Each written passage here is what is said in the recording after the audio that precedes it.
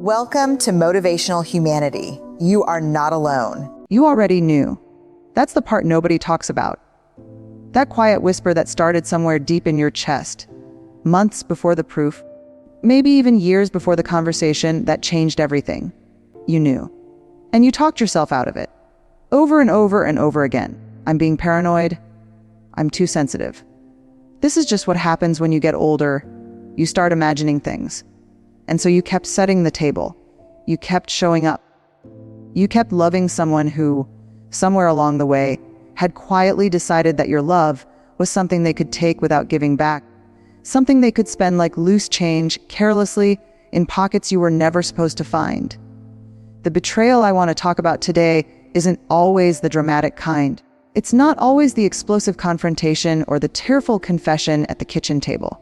Sometimes, most times, for women like us, betrayal is quieter than that. It's a slow erosion.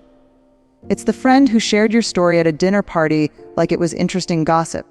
It's the sister who smiled at your face and doubted you behind your back.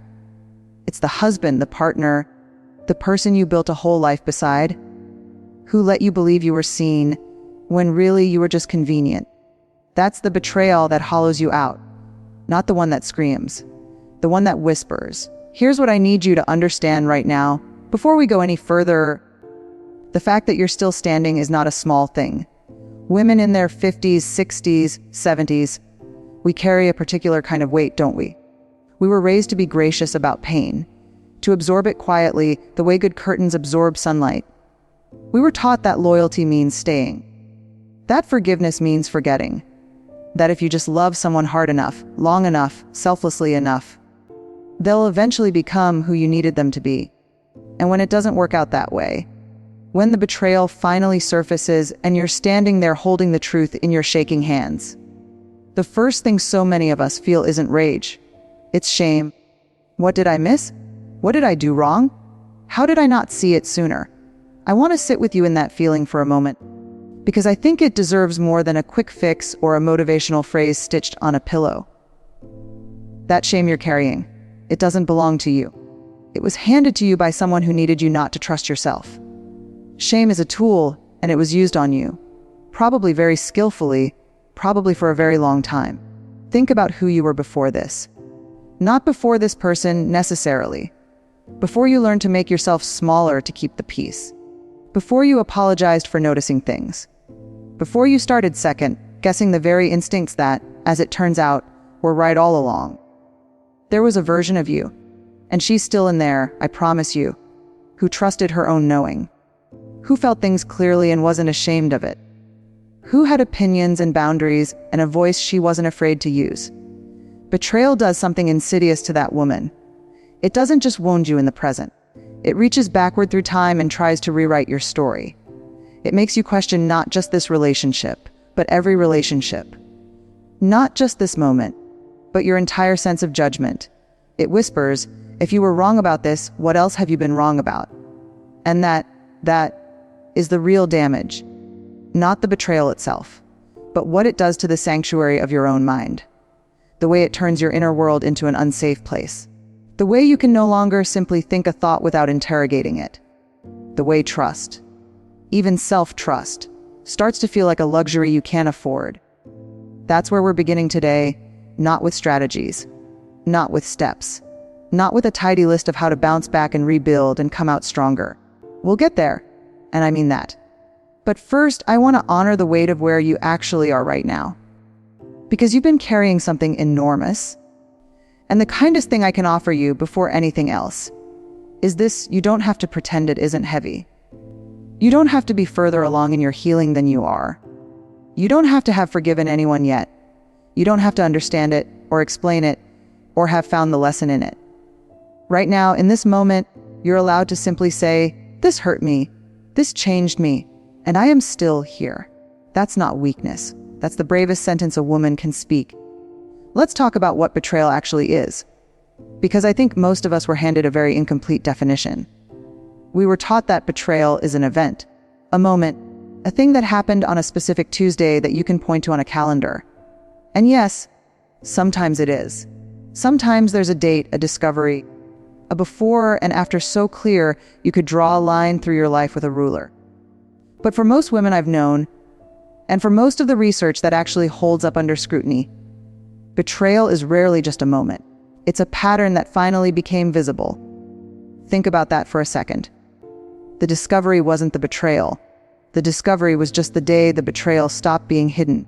Everything that came before that day, every small deception, every manipulated truth, every moment someone chose their comfort over your reality, that was the actual betrayal, happening quietly. Happening while you were making dinner and planning holidays and loving someone with your whole, unsuspecting heart. That distinction matters more than it might seem right now. Because when you understand that the betrayal wasn't one thing, you stop asking, how did I miss it? And you start asking the far more honest question, how long was I being carefully managed so that I wouldn't see it? That's a different question entirely, and it leads somewhere much more truthful. There's a term that psychologists use, and I want to offer it to you not as a clinical label, but as a kind of permission slip. Betrayal blindness. It was developed by psychologist Jennifer Freyd, and the concept is quietly one of the most compassionate ideas in modern psychology. The theory is this: when we are deeply dependent on someone, emotionally, financially, socially, spiritually, our minds will sometimes choose not to see what would threaten that bond. Not because we're foolish, not because we're weak, but because our nervous system is doing exactly what it was designed to do. Protect us from a threat so large it feels unsurvivable. Your mind was protecting you. Let that settle somewhere soft inside you, because it deserves room. That voice that said, don't look too closely, don't ask that question, don't follow that feeling. It wasn't stupidity. It wasn't naivety. It was a deeply human system trying to keep you intact in the only way it knew how. The tragedy, of course, is that the protection eventually costs more than the pain it was avoiding. Because the longer the blindness holds, the deeper the roots of the deception grow. And when the truth finally breaks through, and it always does, it doesn't just hurt, it disorients. You don't just lose the person. You lose the version of reality you'd been living in. That disorientation has a name too, and I want you to be able to recognize it in yourself. It's called narrative collapse. Your life had a story, a coherent, meaningful story with characters you understood and a plot that made sense. And then someone handed you information that didn't fit anywhere in that story, and suddenly the whole architecture shook. Not just this chapter. All of it. You started going back through memories, re-examining conversations, rereading moments you thought you understood. Suddenly the vacation that felt like reconnection looks different. The argument you apologized for feels different. The times you were made to feel too much, or too sensitive, or too demanding, all of it shifts. This is one of the most destabilizing experiences a human being can go through. And it is profoundly underestimated by the people around us, who sometimes expect us to simply be sad for a while and then get back to normal. There is no back to normal. The normal you had was built, at least in part, on something that wasn't true. What's available to you now is something harder to build, but infinitely more solid. A new normal, one that belongs entirely to you.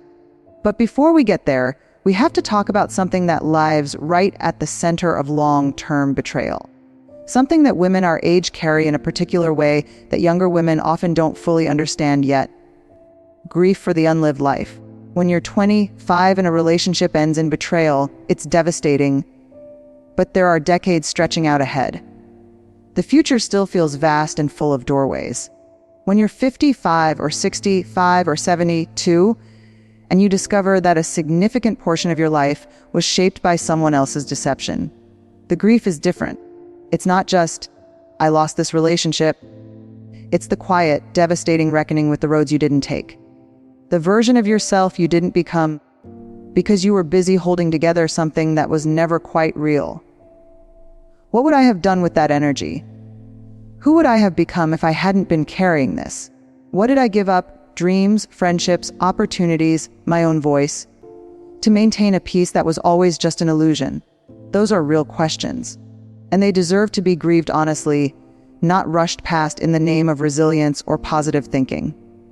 The unspoken truths of your unlived life are part of the loss. Honoring them isn't wallowing, it's wholeness. I want to say something directly now, and I need you to really hear it. What was done to you was not a reflection of your worth. It was a reflection of someone else's limitations, fears, and choices. I know that sounds like something you'd read on a greeting card. I know it can feel hollow when you're in the thick of the wound. But here's why I believe it down to my bones. People who are capable of sustained deception, whether it's infidelity or financial betrayal, or the quieter kind of emotional dishonesty, are operating from a place of profound internal lack. They are not betraying you because you were too much or too little. They are betraying you because something in them cannot tolerate genuine intimacy, cannot sustain real accountability, cannot bear to be truly, fully known. Your openness, the very thing that made you vulnerable to this, was never the problem. It was always your greatest strength. The capacity to love fully, to trust genuinely, to show up without armor. That is not what broke you. That is what makes you someone worth knowing. And one day, I promise you, you will meet that capacity in yourself again, not as a wound, but as a gift. But right now, right here in part 2, what I most want to leave you with is this: stop trying to understand their reasons. Start trying to understand your experience. Their reasons, whatever they were, will never be satisfying enough to justify what you felt. There is no explanation clean enough to make the wound make sense. And the longer you stay focused on their story, the longer you postpone the most important story of all. Yours? The story of what happened to you, what you felt, what you lost, what you held on to even when it was costing you everything. What you are only now beginning to let yourself admit out loud. That story is waiting for you, and it is the most important thing you will ever learn to tell. There's a moment that comes for almost every woman who has lived through deep betrayal. It doesn't come during the crisis. It doesn't come in the first weeks, when you're still in shock and the world has that strange underwater quality. When you're functioning, technically, going through the motions, making coffee and answering messages and nodding at things people say, but nothing quite feels real. It comes later, much later, usually in a quiet moment when nothing dramatic is happening at all. Maybe you're sitting by a window in the early morning, hands wrapped around a cup of something warm. Maybe you're in the garden or driving a familiar road or standing in the grocery store staring at something ordinary, and something shifts, just slightly. Like a door somewhere inside you opens an inch, and through that inch, you feel something you haven't felt in a very long time. Yourself. Not the self that was shaped by the relationship. Not the self that was managed by someone else's needs. Not the self that learned to scan the room before speaking, or soften the truth to keep the peace, or make herself smaller so someone else could feel larger. Just you, the original you, the one who existed before all of this. And it lasts maybe 30 seconds, maybe less. And then the grief comes rushing back in, or the anger, or the exhaustion. But that moment, that 30-second crack of light, that is the beginning of everything. That is where we're going to live in part 3. Let's talk honestly about what reclaiming yourself actually looks like. Because I think it's been romanticized almost beyond recognition by the culture around us. We are sold images of transformation that look like mountaintops. Like women with windswept hair and serene smiles and journals full of epiphanies. We're shown the destination without the terrain. And when your actual healing looks nothing like that, when it looks like crying in a parking lot, or rage that scares you a little, or 3 good days followed by one that drops you back to the floor, you start to wonder if you're doing it wrong. You're not doing it wrong. You're doing it real. Real healing is not linear. It is not photogenic. It does not follow a schedule or respond to willpower. Real healing is a negotiation, a long, sometimes maddening, ultimately sacred negotiation between who you were forced to become, and who you are slowly, stubbornly choosing to be. And it requires something that nobody warns you about. It requires you to grieve the person you were inside that relationship. Not just the relationship itself, not just the future you'd imagined, but the specific version of you that existed within it. Because she was real, she loved genuinely, she tried wholeheartedly. She deserves to be mourned, not dismissed, not reduced to, "I was naive," or "I should have known better." She did the best she could with what she knew. And she deserves your tenderness, not your judgment. Here is something I want to offer you as a kind of framework. Not a rigid structure, but a gentle map for the territory you might be moving through. Reclaiming yourself after betrayal tends to move through 3 distinct interior shifts. Not stages with clean borders, more like weather systems that overlap and return and gradually, over time, change the overall climate of who you are. The first shift is the permission to feel without justification. This sounds simple. It is anything but. Women our age were raised almost universally in a culture that asked us to earn our emotions, to have a good enough reason before we allowed ourselves to be hurt, to be fair, to see all sides, to not overreact. And so we become remarkably skilled at examining our own pain before we allow it to exist. Maybe I'm being too hard on them. They had a difficult childhood. I wasn't perfect either. Let me be very clear about something. Nuance has its place. Understanding has its place, but not yet. Not in the raw, early geography of betrayal. Before you extend compassion outward, you have to give yourself permission to feel the full, unjustified, unnuanced weight of your own pain.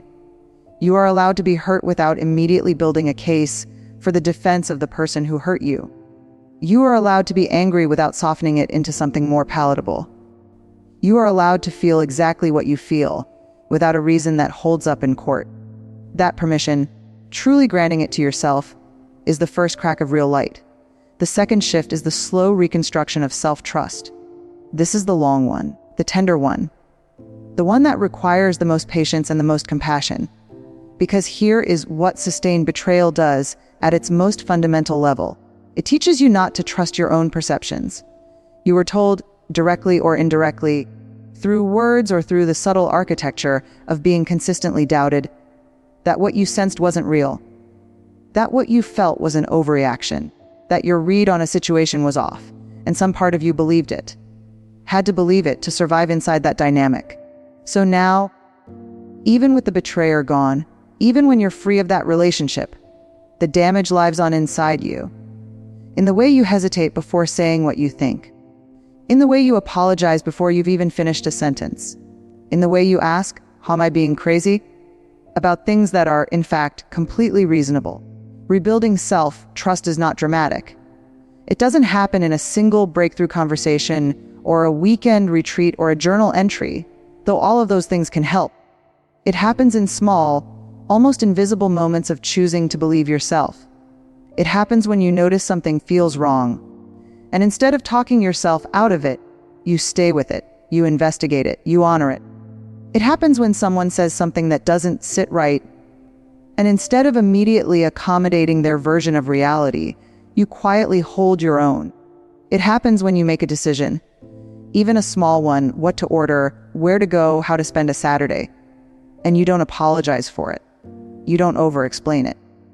You just make it, and you trust that you know yourself well enough to do that. Every single one of those moments is a deposit into an account that was nearly emptied. And over time, not quickly but surely, that account begins to fill again. The third shift is the one people most want to skip to, and the one that genuinely cannot be rushed. It is the reintegration of your whole story, not the edited version. Not the version where you were either a victim or a warrior, because real life never fits so neatly into either of those shapes. The whole, complicated, contradictory, sometimes painful, sometimes beautiful story of who you have been. This means making room for the fact that there were real joys inside the betrayal. There were real moments of genuine connection or growth or love, even if the foundation beneath them was compromised. Reclaiming your story doesn't mean rewriting those moments as lies. It means holding them in the same hand as the painful truth and learning to carry both without one canceling out the other. It also means, and I say this gently but directly, making room for your own role, not your fault. Those are not the same thing. But your patterns, the ways you may have over-functioned to compensate for someone else's under-functioning. The ways you perhaps silenced your own needs in the name of keeping love. The ways you may have accepted less than you deserved, not because you were foolish, but because somewhere in the unspoken architecture of your earliest relationships, you learned that love requires that kind of sacrifice. Looking at those patterns isn't self-blame, it's self-knowledge. And self-knowledge, the real kind, the unflinching, compassionate, clear-eyed kind, is the most powerful sanctuary you will ever build. Because here is the truth that lives at the heart of part 3. The truth that I want to leave resting in your chest like something warm. You are not starting over. You are starting from. Starting from everything you now know. Everything you've survived. Every quiet morning you got through when you didn't think you could. Every moment you chose to stay present in your own life when disappearing would have been so much easier. You are not behind. You are not broken beyond repair. You are not too old, too tired, too wounded to find your way back to yourself. You are a woman who has been through something real. And you are still here. And the self that is waiting for you on the other side of this? She is not a diminished version of who you were. She is not the woman who survived betrayal, trailing it behind her like a shadow for the rest of her days. She is the woman who went into the fire and came back knowing exactly who she is. I want to begin this final part with something that might surprise you. Not a strategy, not a list of steps, not an affirmation to repeat in the mirror every morning until you believe it. Just a question, a real one.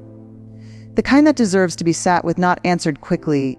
What would your life feel like if you were no longer organizing it around the wound?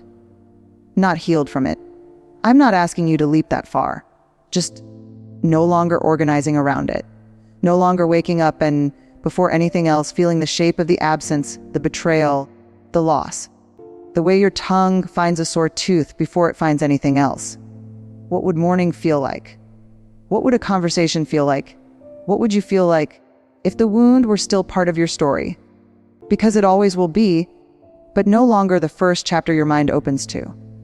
That is not a fantasy. That is not a destination reserved for people who had an easier version of this than you did.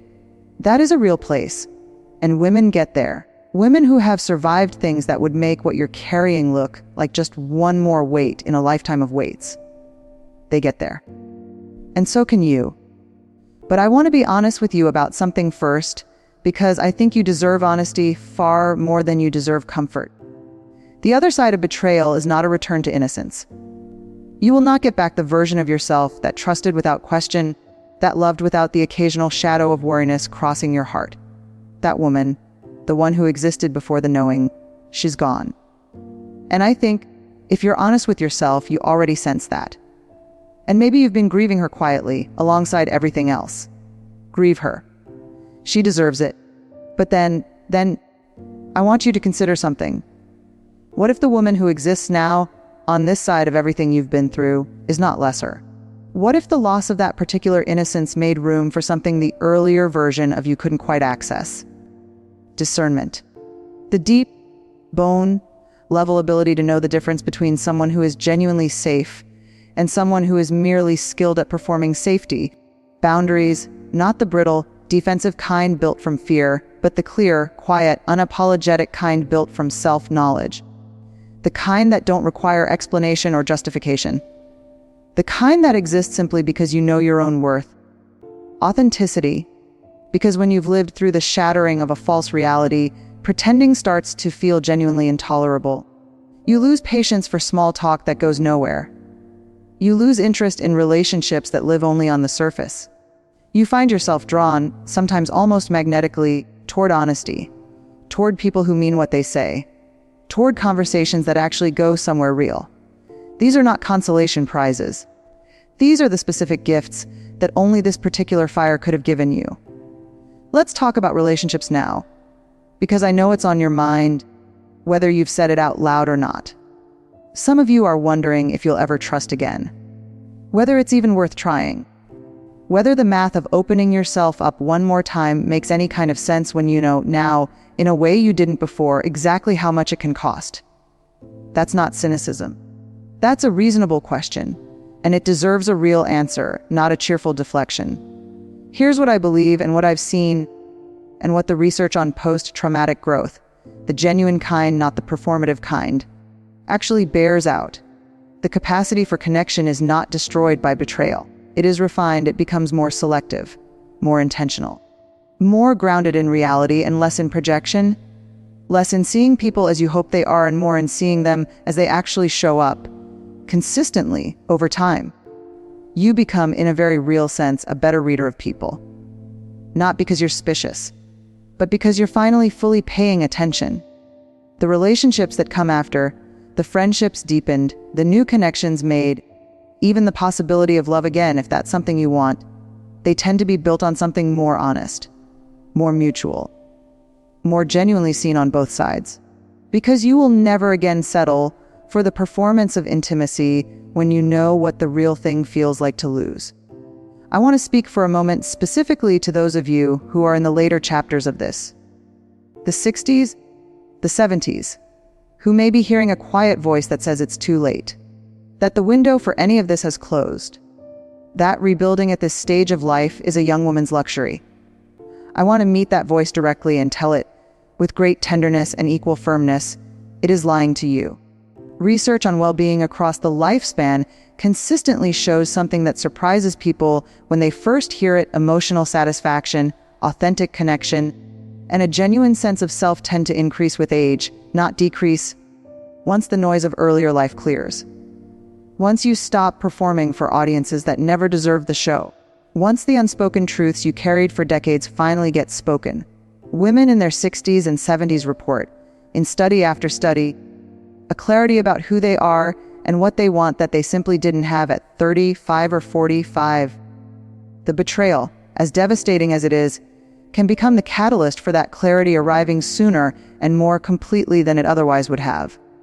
This is not your ending. This is impossibly and truly a beginning. So what does that beginning actually look like? Not in grand, sweeping terms, but in the texture of daily life. In the small, unglamorous, deeply important choices that accumulate into a reclaimed self.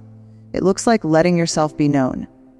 Finding one person, just one, to start, with whom you don't perform, don't manage, don't edit yourself into a more acceptable shape. A friend, a therapist, a sister, a group of women who have lived through their own fires, letting them see the real version of what you've been through and what you're still carrying. Discovering, in that moment of being witnessed, that you are not too much, that your truth does not drive people away, that the right people, your people, will lean in, not back. It looks like reclaiming your body, because betrayal, especially long-term emotional betrayal, lives in the body in ways we don't always recognize. The tension in the shoulders that never quite releases. The shallow breathing that's become so habitual you don't notice it anymore. The way you flinch slightly at raised voices or at silence that feels weighted. Gentle movement, time in nature, even something as simple as learning to take up physical space again. Sitting with your shoulders back, walking without apology, taking a full breath. These are not small things. They are the body beginning to believe what the mind is slowly learning: I am safe now. I can exhale. It looks like creativity returning. This one surprises people, but I've seen it so consistently that I've come to expect it. Somewhere in the aftermath of betrayal survived, not just endured, but genuinely moved through, something creative tends to resurface. A thing you used to love that got quietly set aside. Painting, gardening, writing, cooking with real pleasure instead of obligation, singing when nobody's listening, going back to the book you put down 15 years ago. These aren't hobbies. They are proof of life. They are the self, tentatively, joyfully beginning to play again. And it looks like choosing, consciously and daily, to orient toward what is still good. Not toxic positivity. Not pretending the wound isn't there. But making a deliberate practice, the way you'd tend a garden, of noticing what is real and present and genuinely worth something. The morning light. A phone call with someone who loves you without agenda. The particular quiet of a house that is finally entirely your own. The way your own company, once something you fled from, begins to feel like the most honest sanctuary you've ever known. There is something I've been wanting to say to you since the very beginning of this conversation, and this feels like the right moment. You spent years, maybe decades, being a witness to someone else's story, holding their narrative, their needs, their version of reality as the primary truth around which your life arranged itself. You were so busy being a faithful audience to someone else's performance that your own story sat waiting, patient and quiet, in the wings. It is still there. Your story, the real one, the full one, the one that includes the betrayal but is not defined by it, is still waiting to be told by you. To yourself first, and then, when you're ready, to the people who are worthy of hearing it. And here's what I know about that story. without knowing a single specific detail of your particular life, it is not a tragedy. It is not a cautionary tale. It is not evidence of your failure to choose wisely or love carefully enough. It is a story about a woman who loved with her whole heart in a world that didn't always deserve it. Who kept showing up, even when showing up was costing her everything. Who carried unspoken truths for so long they became part of her weight, her walk, her way of breathing. And who one day, maybe today, maybe in this very conversation, finally set them down. That woman is someone worth knowing. She is someone worth becoming. And she has been inside you, patient and undefeated, this entire time.